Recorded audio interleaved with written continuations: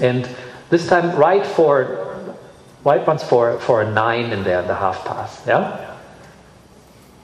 And see if he can write with even more expression. He can do this, yeah? Good. Bend the neck, take your time. Now ridden.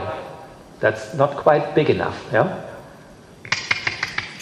Okay.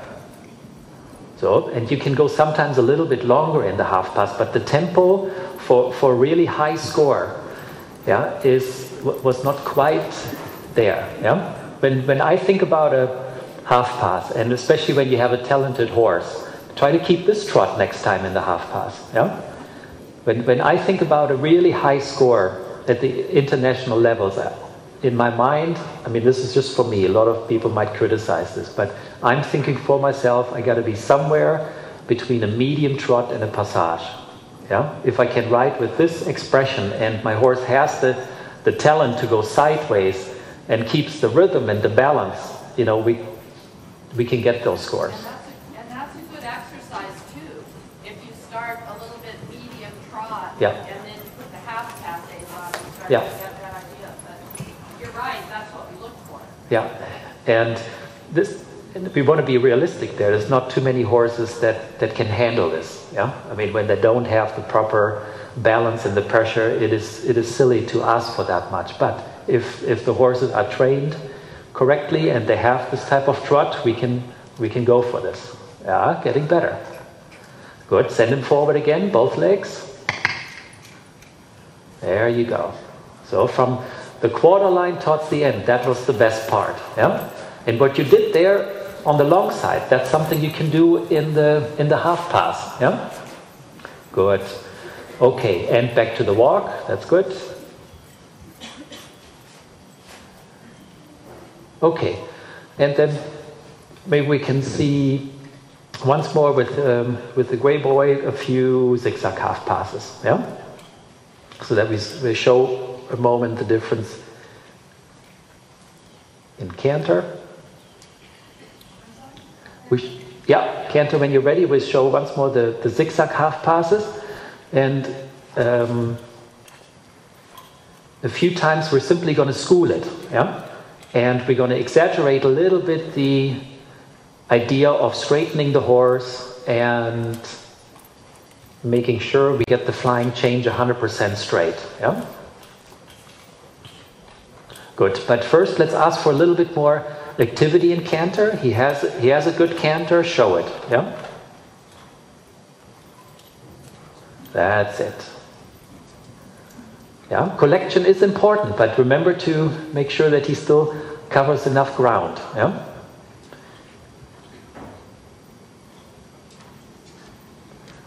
Good, and simply take your time at the end. But yeah, we saw there a little bit of a problem in the beginning of him not really wanting to come over. Yeah? Good. And walk a second. Good. What I'd love to see is that you simply make a real good decision at that time to train him. Yeah? And you could tell you were coming down center line. He wasn't really willing to bend right. Yeah? And then when this happened before too, when you showed it to us, you went into the half pass right. Towards the end of the half pass, the haunches were dragging a little bit. Yeah, the haunches stayed. He didn't go parallel enough. Yeah, that's what I'm trying to say.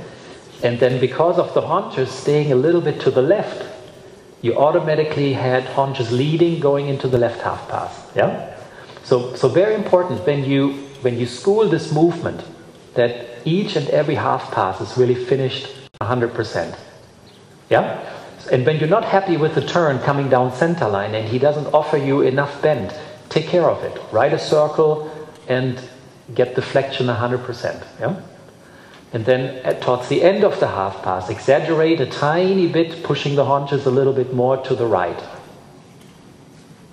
Okay? You're going right half pass.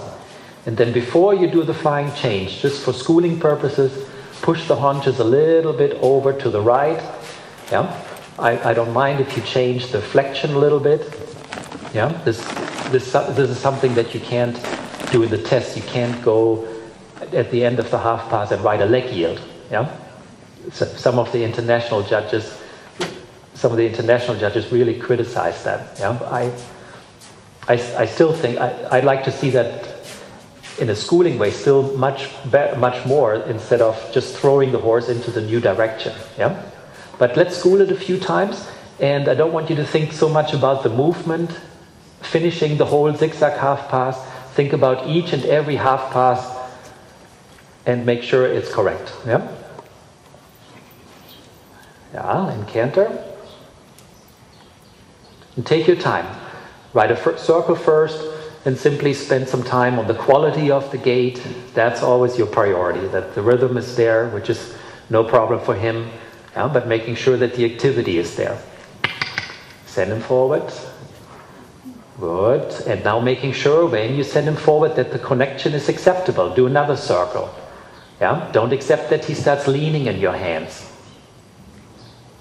Yeah? When he starts leaning, always analyze why he's doing this. Yeah? Is he a little bit too low in the neck? Is he not working properly enough behind? Yeah? That always needs to be your priority. Yeah? That he carries himself correctly. Very good. Especially for those movements like the zigzag half pass. Yeah? Okay, let's just, yeah, that's fine. Do another circle and then start the first half pass with a little bit more bending.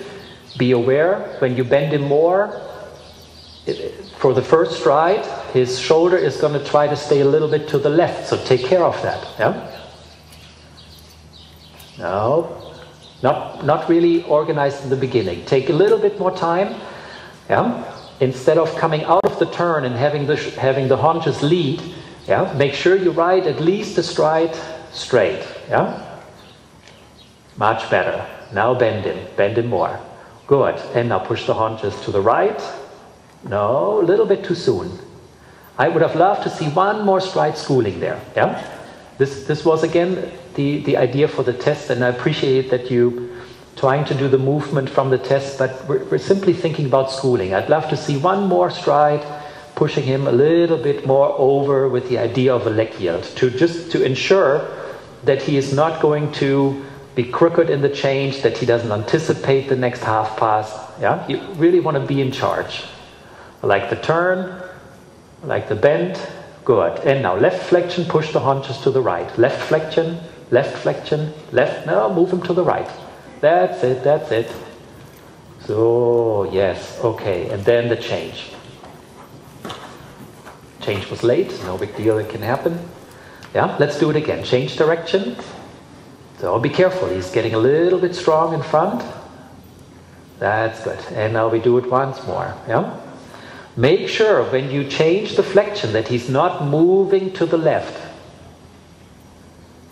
He still should move to the right. Yeah? Good. Now change the flexion left. Move him over there. Shoulders too. Sideways. That's it. Now straight and the change. Better. Good. Let's do it off this side. Let's do it now to the left. In front of you. Come. Always think about the basics. The movement is secondary. Yeah? Don't think about the movement. Think about the energy. Ask yourself, how is he really carrying himself? Is he against the hand? Is he behind the leg? Yeah? Let's go forward. Take care of the basic feeling. Yeah? That's it. So, yeah, okay. This is your priority. And you as a rider can feel much more than we can see from up here. When we see that he's a little bit behind you, it's too late. Yeah? You got to take care of that.